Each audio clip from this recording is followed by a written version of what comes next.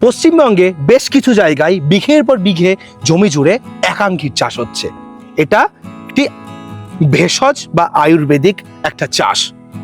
এই চাষে 1 বিঘা জমিতে চাষ করে 4 থেকে 4.5 লক্ষ টাকার একাঙ্গি বিক্রি করা যায় এবং এটা ভীষণ প্রফিটেবল ব্যবসা।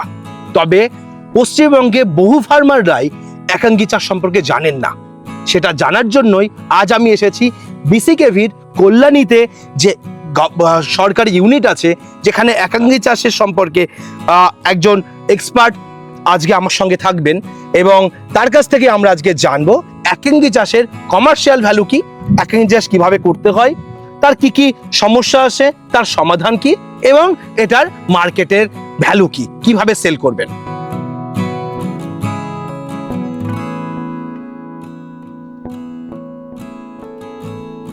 যে কোনো ব্যবসা করার আগে অবশ্যই সেটা যাচাই করে নেবেন, কারণ প্রত্যেকটি ব্যবসা ঝুঁকি সাপেক্ষ।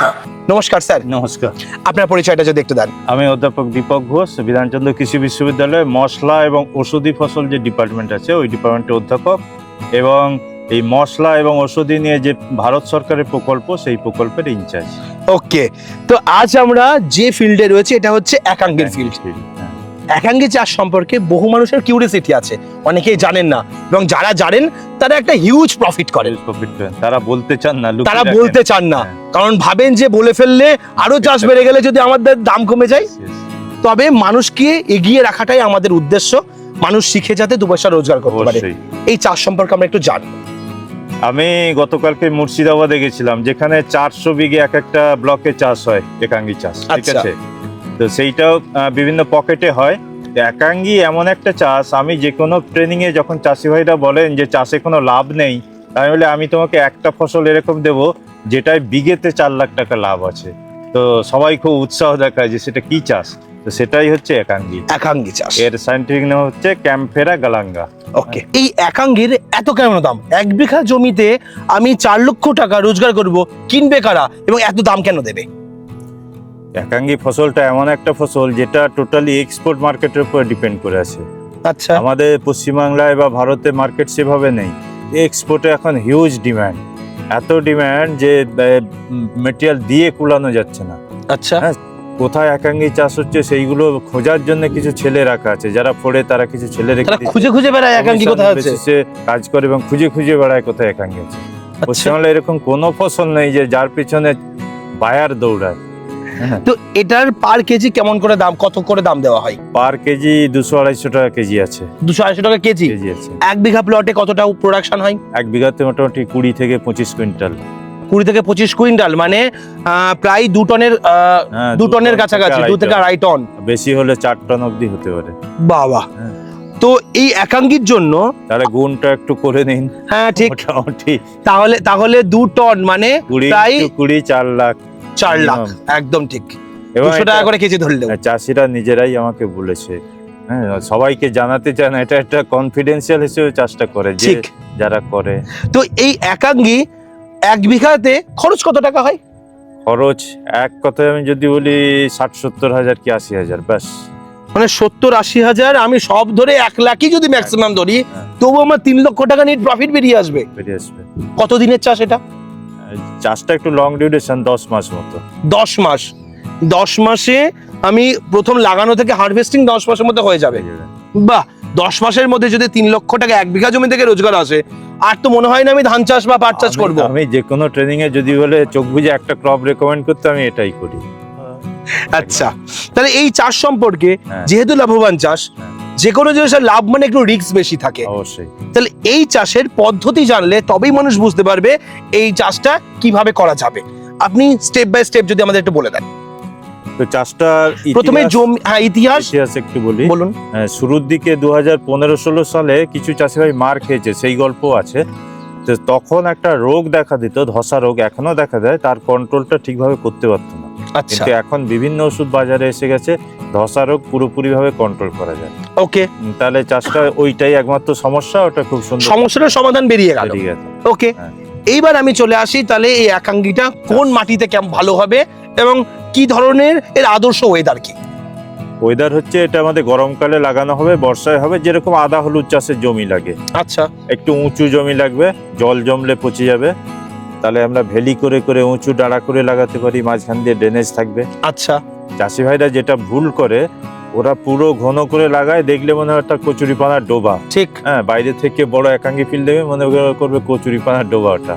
তো সেক্ষেত্রে ধসা রোগটা বেশি লাগে, তাতে প্রোডাকশন কি কম হয়? প্রোডাকশন কমে যায়, বা আচ্ছা গোটা ক্ষেতটা নষ্ট হয়ে যেতে, ওই 4 লাখ টাকাটা তখন 2 লাখ 1.5 লাখে নেমে আসবে আচ্ছা। লাভটা। হ্যাঁ, তাহলে চাষ লাগানোর পদ্ধতি হচ্ছে ভেলি করে মাটি উঁচু করে দুই ধার দিয়ে লাগানো, সাইড দিয়ে জল বেরোনোর আমি ব্যবস্থা। গোড়া থেকে বলি, হুম। এই চাষে উইডেও একটা সমস্যা আছে, সেই জন্য আমরা গরমকালে যখন চাষ দেব, হ্যাঁ 2-3 বার চাষ দিয়ে টোটাল উইড মেরে দেবো। অনেকে পরবর্তীকালে হার্বিসাইড দেওয়ার দরকার নেই, আচ্ছা। ক্রপের ক্ষতি করে। শুরুতে একবার দেওয়ার হলে দিয়ে দিন, ওকে। চাষ দিয়ে জমি রেডি করে ফেলুন, তারপরে জমিতে জল দিয়ে এলে এরকম ভাটি করুন। হুম। এর থেকে চওড়া ভাটিও হতে পারে, কিন্তু ড্রেনেজ কিন্তু রাখতেই হবে। আচ্ছা, একদম ডোবা বানিয়ে ফেললে হবে না, মানে জল নিকাশি ব্যবস্থা জল থাকতে হবে। নিকাশি ব্যবস্থা থাকতে হবে। ওকে। এবার বীজ লাগে মোটামুটি এক এক টুকরো ছোট ছোট কোয়া হয়, এই হলুদের মতো যেরকম কোয়া হয়। হ্যাঁ, কিছুটা রসুন টাইপ, আদা হলুদের মাঝামাঝি আর কি। আচ্ছা। আমি ছবি থাকলে দেখাচ্ছি। তো বলুন। সেইটা 1 বিঘেতে মোটামুটি 100 কেজি লাগে। আচ্ছা। তো জমি শোধন করে রেডি করলাম, এবার বীজ শোধনের ব্যাপার আছে। ওই বীজকে আমরা ট্রাইকোডার্মা দিয়ে শোধন করব, অথবা যে সমস্ত কেমিক্যাল ফাঞ্জিসাইড আছে আমরা 3 গ্রাম ডাইথেন দিয়ে শোধন করতে পারি পার লিটার জলে। শোধন করে লাগাতে হবে, আচ্ছা। তাহলে ওই ধসা রোগটা অনেকটা কমে যাবে। ওকে। আর শুরুতে আমরা যেটা আদার যে কেমিক্যাল ফার্টিলাইজার ডোজ দিই, সেটাই আমরা দিতে বলি 150-100 কেজি পার হেক্টর নাইট্রোজেন, ফসফেট, পটাশ। ওকে। হুম। তবে স্যার আপনি তো লাগানোর সময় বললেন না, হ্যাঁ। কখন আমি এটা বপন করব? হ্যাঁ হ্যাঁ, লাগানোর সময় হচ্ছে আমরা যেই গরম পড়ছে, বাংলায় বললে চৈত্র মাসে, হ্যাঁ। এপ্রিল মে মাসে আমরা লাগাবো। ঠিক। এবার লাগানোর সময় আমরা যে সমস্ত ফার্টিলাইজার বললাম, বেসাল ডোজ হিসেবে টোটাল ফসফেট 1/3 নাইট্রোজেন, 1/3 পটাশ দিয়ে দেবো। আচ্ছা। আর বাকি 2/3 নাইট্রোজেন আর 2/3 পটাশ রেখে দেবো, যেটা পরবর্তীকালে দেবো। আচ্ছা। এইটা পটাশ চাপানটা আমরা নতুন চালু করছি, এটা চাষিভাইদের মধ্যে প্রচলিত নেই। আচ্ছা। এই যে ধসা রোগটা অনেক কন্ট্রোল করে আমরা এই যখন পটাশ পটাশ চাপান দিলে। আচ্ছা। 50 দিন লাগানোর 50 দিনের মাথায় একবার, এবং 100 দিনের মাথায় একবার, 2বার পটাশ চাপান দেবো। ওকে। এবার সেই সময় গাছ যদি খুব বড় হয়ে যায়, আমরা এমওপি সার দিতে পারছি না, মানে এরকম যদি হাইট হয়ে যায়, তাহলে আমরা এসওপি যে ফোলিয়া স্প্রে আছে সেটা পাতায় স্প্রে করে দেবো, আচ্ছা, বা 0050 যে পটাশ সারটা আছে সেটা আমরা পাতায় স্প্রে করবো। ধসা রোগ প্রতিরোধ করার জন্য এখন ভালো ভালো ওষুধ চলে এসেছে, ফাঞ্জিসাইড, যেগুলো দামি ফাঞ্জিসাইড। ধরুন রিডোমিল গোল্ড, আমি নামই বলে দিলাম, খুব ভালো কাজ হয়। বাজারে কবজ বলে একটা ওষুধ আছে, ভালো কাজ হয়। আচ্ছা, কিছু ব্যাকটেরিয়া সাইড দিতে হয়। হ্যাঁ, চাষিরা শুধু মনে করেন যে এটা ফাঙ্গাল অ্যাটাক হয়েছে, ব্যাকটেরিয়া অ্যাটাকেও পচনটা হতে পারে। আচ্ছা, ব্যাকটেরিয়া সাইড দিতে পারি আমরা। আর ওই যেটা বললাম এসওপি স্প্রে করা এবং ড্রেনেজ সিস্টেম ভালো রাখা, তাহলে কিন্তু ধসা রোগ কন্ট্রোল হয়ে যাবে। এই জিনিসগুলো কদিন অন্তর অন্তর কখন কখন দেওয়ার প্রয়োজন? যখন বর্ষা প্রচন্ড চলবে, বর্ষা আসার আগে আগে একবার দিয়ে দিতে পারলে ভালো, সেটা মাটির গোড়ায় অনেকটা প্রোটেকশন দেবে। বর্ষার দিনে স্প্রে করলে ধুয়ে যাবে, কোনো কাজ হবে না। ঠিক। যেই বর্ষা ধরে গেল সঙ্গে সঙ্গে একটা স্প্রে করতে হবে, মোটামুটি 15 দিন পর পর এই বর্ষাকালটা স্প্রে করলে ধসা রোগ আটকে যাবে। ওকে। আর তার মধ্যে আর কোনো পরিচর্যার প্রয়োজন কি?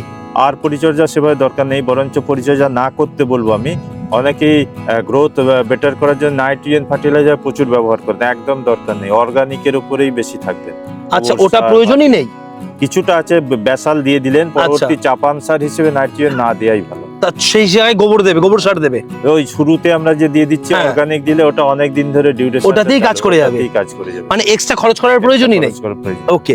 এটা চাষি ভাইদের একদম নিজস্ব অভিজ্ঞতা। আমরাও এই ক্রপের উপরে ন্যাচারাল ফার্মিং নিয়ে কাজ করছি, আমার একটি ছাত্রী। আচ্ছা, তো ন্যাচারাল ফার্মিং খুব ভালো আসে, মালচিং করে, অর্গানিক ব্যবহার করে। তাহলে মালচিং করার অর্থ হচ্ছে উইড কম লাগবে, কম করা। জলের ব্যবহারটা কম লাগবে। আচ্ছা, এবং রোদ্দুরের তাপে নষ্ট হবে না, এবং ওটা পচে গিয়ে অর্গানিক ম্যানিউর হিসেবে কাজে লেগে যাবে। বাহ। এইবার হারভেস্টিং এর ব্যাপারটা আসি, কখন হারভেস্ট করব, কিভাবে করব? এমন মজার ফসল, এটা এমন মজার ফসল, চাষিকে হারভেস্টই করতে হবে। করতে হয় না? না, হেয়ালি করছি না আমি, এর কারণটা বলছি। যারা কেনে না, এসে জমি থেকে তুলে নিয়ে চলে যায়, এরকম তারা হারভেস্ট করবে? আরে বাপরে, মানে চাষি শুধু লাগাবে লাগাবে আর লাভ করবে। আর দায়িত্ব হারভেস্টিং এর যারা কিনবে তাদের। হ্যাঁ। বাহ। এবং সব সময় না হলে আমরা তোলার পদ্ধতিও বলে দিচ্ছি, কোদাল দিয়ে তুলতে হবে। হুম, নিচে গোড়ায় আদা হলুদের মতো হয়, সেগুলো আমরা তুলে জমা করে রাখবো, একটু ড্রাই করে। ড্রাই মেটেরিয়ালও বিক্রি হয়। আচ্ছা, ড্রাই মেটেরিয়াল আমরা অফ সিজনে আরো বেশি দামে বেচতে পারবো। আর এমনি তুলে পরিষ্কার করে আমরা রেখে দেবো ঘরে। ওগুলো 250 টাকা কেজি বিক্রি। আচ্ছা, এই হারভেস্টিংটা কোন সময় হয়? হারভেস্টিং হয় নভেম্বর ডিসেম্বর থেকে শুরু হয়, জানুয়ারি ফেব্রুয়ারি অবধি চলে। শীতকালটাই হারভেস্টিং এর টাইমের। ওকে, তো এইবারের মার্কেটের ব্যাপারে একটুখানি জানতে চাইবো, সেটা যদি একটু এক্সপ্লেন করেন। মার্কেটটা নিয়ে আমি অনেক জায়গায় কথা বলছি, এখনো রেগুলেটেড মার্কেট এই ক্রপের উপরে পশ্চিমবাংলায় নেই। কিছু বায়ার্স আছে, তারাই কেনে, তাদের বিভিন্ন চ্যানেল থেকে জোগাড় করে তারা সেটা দিল্লির দিকে সাপ্লাই করে, সেখান থেকে বাইরে চলে এক্সপোর্ট হয়ে যায়। মার্কেটিং এর নির্দিষ্ট মার্কেট যে বাজারে নিয়ে গেলে আমার জিনিসটা বিক্রি হয়ে যাবে, সেটা এই ক্রপে নেই। কিন্তু বিক্রি হবে না যে, সেটাও এই ক্রপে নেই। অনেক ক্রপে যেটা মেডিসিনাল ক্রপে ঠিক, বিক্রির ঠিক, সমস্যা থাকে, এটা বিক্রির সমস্যা নেই। এর একটা মার্কেট আছে। আছে, এবং সেই মার্কেটটা চাষি ভাইদের হাতে নেই, সেটা একটা বিজনেস সম্প্রদায়ের হাতে আছে। কিন্তু তারা যে দামটা দেয়, সে দামে চাষি অন্যান্য ফসলের থেকে দাম বেশি পাচ্ছে। আচ্ছা, 4 লাখ টাকা বিঘে পেলে ভালোই লাভ হচ্ছে। ঠিক। তো তাদের কিছু যোগাযোগ আমরা করিয়ে দিতে পারবো, যারা আছে তারা এসে জমি দেখে দাম দিয়ে দেবে, দিয়ে সেটা তুলে নিয়ে চলে যাবে। এরকম বাহ। buyer ও আছে। তার মানে বিক্রি করার হেডেক নেই, হেডেক খুব একটা নেই, প্রফিটেবল ক্রপ, Profitable, এবং চাষ করাটা খুব ইজি। easy। বাহ, তাহলে বর্তমানে আপনি একাঙ্গীকে নিয়ে যারা চাষ করতে করে বলছে আমার ছেলেকে আর চাষে আসতে বলবো না, চাষ খুব লসের, চাষ খুব প্রফিটের না, আপনি তাদের উদ্দেশ্যে কি বলতে চাইবেন? চাষটাকে জানতে হবে, চাষটা একটা সায়েন্স। আমাদের বিধানচন্দ্র কৃষি বিশ্ববিদ্যালয়ে ভর্তি হতে গেলে 98% মার্কস লাগে। তো সেই ব্রিলিয়ান্ট ছেলেরা যে সায়েন্সটা পড়ছে, সেটা চাষি ভাইদের মধ্যে ঠিকঠাকভাবে পৌঁছালে চাষে বা সেইভাবে ক্রপ পেলে চাষি ভাইরা চাষ করতে আগ্রহী হবেন। ঠিক। এবং তাদের যে সন্তানরা অন্য পড়ায় আগ্রহী হতো, তারা চাষের কাজেও এগিয়ে আসবেন। তো তার বিভিন্ন পদ্ধতি আমরা গবেষণা করে বার করছি। ইন্টিগ্রেটেড ফার্মিং আছে, তাতে এটা একটা ভালো ক্রপ হিসেবে ঢুকে যাবে। ইভেন এই চাষটার সঙ্গে মাছ চাষ খুবভাবে জড়িত। এই ক্রপটা মাছের চার হিসেবে ব্যবহার হয়, এবং বর্ষাকালে যে মাছ পুকুর থেকে ভেসে চলে যায়, যদি আমরা পুকুরের মাঝখানে এই ফসল কিছুটা রেখে দিই, মাছ সব ওই পুকুরে বরঞ্চ বাইরে থেকে চলে আসবে। আচ্ছা, এটা এতটাই গুণগত মান। আর বিভিন্ন ওষুধ তৈরি হয়, বডি স্প্রে তৈরি হয়, সুগন্ধি তৈরি হয়, দুটো আছে। আচ্ছা, তার মানে এর একটা বিরাট বড় মার্কেট স্কোপ আছে। তো আপনারা যারা একাঙ্গী চাষ নিয়ে ইন্টারেস্টেড, তারা আমাদের সঙ্গে যোগাযোগ করতে পারেন। তার সায়েন্স কি আছে, একাঙ্গী চাষ কিভাবে করবেন, তার প্রসেস কি আছে, কোথা থেকে সিড পাবেন, কিভাবে জমিতে লাগাবেন, কখন কোন সময় কোন জিনিসটা ব্যবহার করলে আপনার ফসলের যে পরিমাণ প্রোডাকশন হওয়া উচিত সেটা হবে, সেই ব্যাপারে আপনারা শিখতে চাইলে যোগাযোগ করতে পারেন, তার সহায়তা করা হবে। আজকের ভিডিওটা এখানেই শেষ করছি। পরবর্তী ভিডিওতে নতুন কোনো টপিক নিয়ে ফিরে আসবো। ততক্ষণ ভালো থাকবেন, সুস্থ থাকবেন। বাই।